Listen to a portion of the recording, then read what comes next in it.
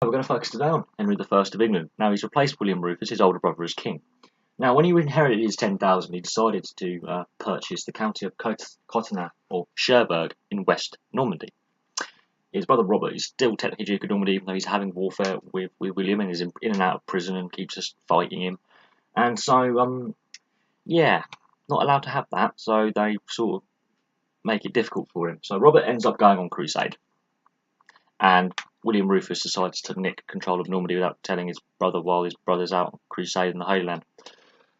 Henry's in a bit of a rock and a hard place. He's bought his land, and now he's had it sort of taken away from him by his older brother, which could be a bit of suspicious death lying up in the New Forest for him, isn't it? Yeah. Now, Henry replaces William very quickly. When William dies, he takes 2 to 4 days to get crowned. He nicks the royal treasury and crowns himself in Winchester. Robert returns and says, "No, I'm going to challenge you for not only the Kingdom of England, but I want my lands in Normandy back." And that basically starts an on and off war from 1101 to 1106. Robert is supported by Louis of France, Louis VI of France, Baldwin VII of Flanders. Now we're getting to some funky names here, and Fulk. That is a name. The Fifth of Anjou. These are powerful king and 2 powerful dukes. They also want to support Robert because Robert is, friends with them. However, Henry, Wild Fox, defeats Robert finally. There's a period of warfare at the Battle of Tinchebray in Normandy in 1106. Robert is now finally imprisoned for the rest of his life. So he's been in and out. He's had warfare with 2 of his brothers now, and he's lost against both of them. Might have been a sign to give up while you're ahead. He's now in prison for life, but his son William Cleto is still around. And a few years later, Louis, Baldwin, and Fulk support William Cleto.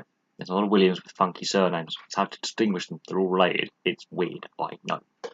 William Cleto also loses, and so does Louis and Baldwin and Fulk at the Battle of Brimoul in 1120. Problem solved, right? You would think.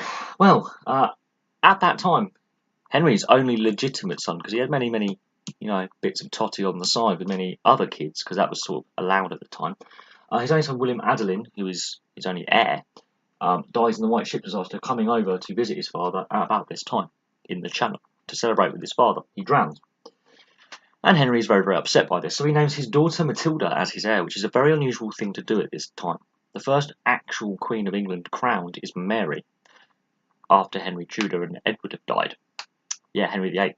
Henry VIII's daughter is the first actual crowned Queen of England. You could say Lady Jane Grey, but she wasn't crowned, so we haven't got a Queen of England for another 500 years after this point. But he's named Matilda as heir. He marries her to Geoffrey of Anjou to appease Fulk, and to make the peace, because political marriages are a thing, hence his marriage to Matilda of Scotland, the King of Scotland's little sister.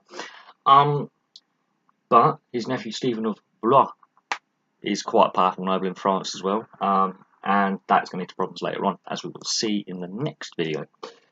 But domestically, in England, people forget he expanded the royal justice system, he improved the law and order, that which may have been seen harsh by some, but he made sure the nobles were in line, the freemen were in line, and the peasants were also in line and also had access to a justice system. Ironically, this is not a new thing. He based it on the Anglo-Saxon Danish systems that were already in place before the Norman conquest. There's a pipe roll from 1130 which basically shows royal income and expenditure, which is basically what an accountant will go through with you today. Going, you earn here, you can save money here, this is what you've got your outgoings. It's like his bills and wage packet, basically. That's what a pipe roll is. So that's where tax paperwork comes from. He was also known as Beauclerk, which in French is French, which means you were good at reading and writing. Good reader and writer. So he was very, very intelligent, hence why he expanded the justice system and kept basically peace in the British Isles. There was no warfare with Scotland. The Welsh Marcher Lords gained more control over South East Wales on behalf of the English Crown. So that's the Badlands, the Wild West in Wales, similar to the Wild West in Normandy. And he's starting to strengthen the nation's borders at this point. He dies in 1135. After his death, it gets a bit more interesting. And Matilda and Stephen, they're going to be very, very interesting as well. But yeah, he basically had warfare for the first 20 years, and for the last 15 he had to figure out basically who's going to replace him. There was issues with Matilda's succession. He fell out with Geoffrey of Anjou, but they accepted that she would be in charge of England after his death, and then Stephen starts raising an army and gaining support with the nobles who are pretty much against Matilda gaining control. So Matilda and Stephen split the nobles that have been kept in order by Henry very, very effectively for 35 years, and they're starting to form camps. And so it gets interesting. But for now, a little brief overview of Henry I. He's a far more complex king than his father and his older brother, because he reigns for longer, and there is issues with the church again, logically.